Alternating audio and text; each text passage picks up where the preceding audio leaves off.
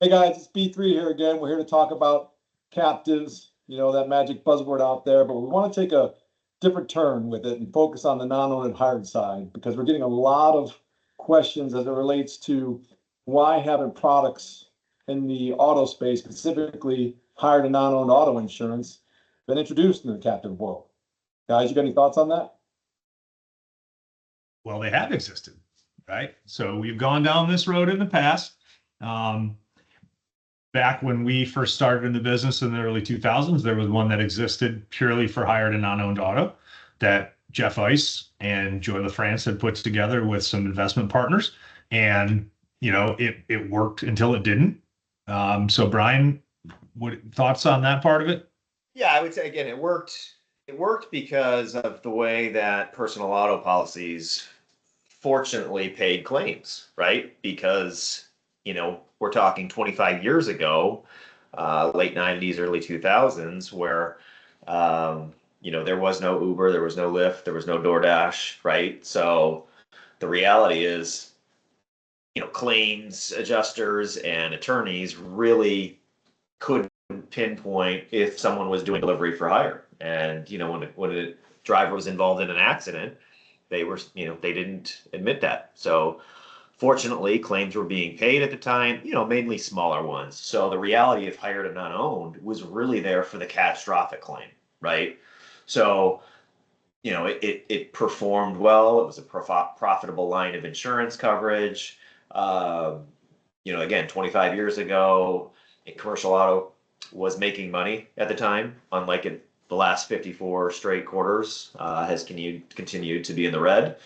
Um, so again, it all worked back then. And then you fast forward to, again, I don't know exactly when the Ubers and whatnot started, but I want to say 2010s, 2011s, right, is probably when it first started. And, as that industry grew and more gig type operations, that's when they started seeing a lot more frequency from independent contractors, and technology that tracked, the drivers when they were under dispatch, so that insurance adjusters and attorneys can now point to, okay, they were doing delivery. So their personal auto policy, would typically decline those claims because there's a delivery for hire exclusion under most personal auto policies.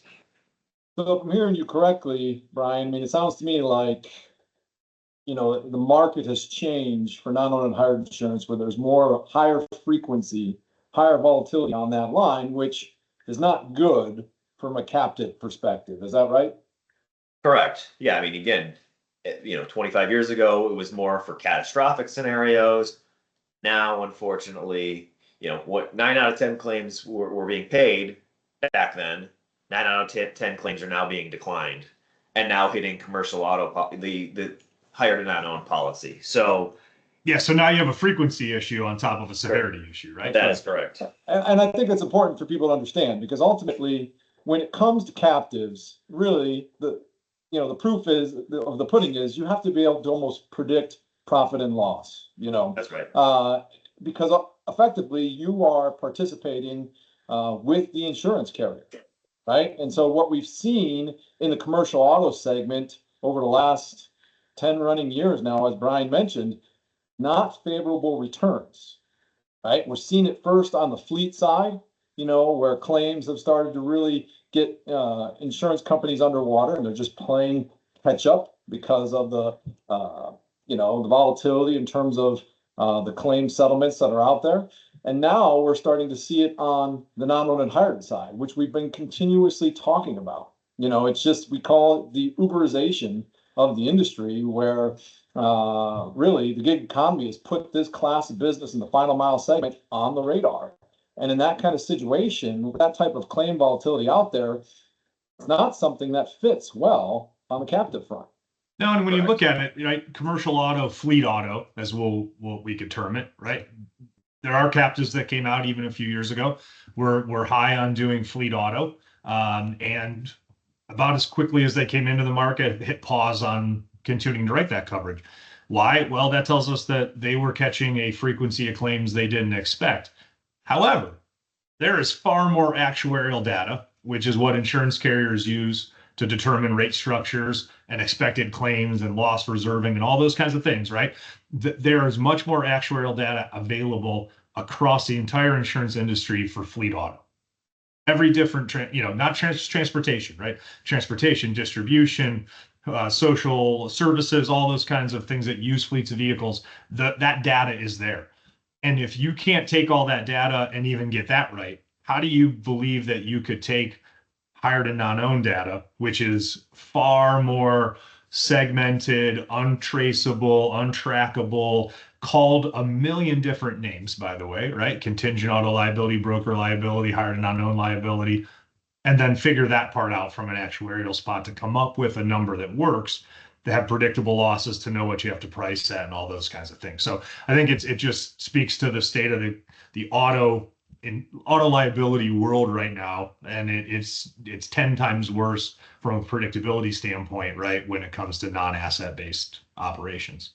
No, that's a great point. I mean, even on the asset side, right, we understand one loss could be, $10,000. That same exact loss could be $250,000. We've covered that, right? But now you get into the for hire space, and what exactly does for hire mean, right? It's not easy to define in terms of who's picking up what, who's carrying what on the primary level, who's responsible for what, and so at the end of the day, it's way more of a broader scope of coverage that's not easily understood, and so to try to build a captive off of that becomes problematic. It doesn't fit into the formula. It's nothing that we've seen come to the table yet, right? Yeah. Yeah. Then you're trying to throw in direction and control, right? That's problematic. So you can't control the exposure, because if you do, then they're going to be deemed an employee, right? So there's a lot of gray areas with what you can and can't do in order to be, truly an independent contractor. So again, direction and control is a problematic element when you're trying to create something like a captive. Well, no, that's a great point. Even to dovetail that further, I mean, if you look at it on the asset side, on the control front, you've got usually employee drivers, you've got cameras in the vehicle, you've got 10 telematics, right? And you have something where you can say, okay, we do have that direction and control to try to create this safe environment to have hopefully a prediction of loss and profitability for the carrier. Get into the non-asset side, and to your point, Brian, you can't do those things on a variety of different levels. So now you're getting into a non-employee model, which you cannot, put in those types of scope of safety, let's call it, right? Doesn't fit well in terms of what you're trying to accomplish in the captive model. Right. And again, even the premium, that used to be associated with this line of business. We used to be $300-400 when we came into business per full-time driver. Obviously that's continued to escalate and over the years, but with commercial auto, there's much more premium involved and savings to be had by going under some type of alternative risk platform and putting your skin in the game. With hired and non-owned, that just hasn't been there. So again, we've always talked about being on the brink of full-blown commercial auto for this class of business. We're not there yet, but to me, if we don't do a while under dispatch type format, I just don't see how it makes any economic sense to go to some type of alternative platform like a captive. This doesn't make economic sense. Yeah, it's hard to envision a hired and non-owned captive maintaining profitability to be successful in the long run for the members. Agreed.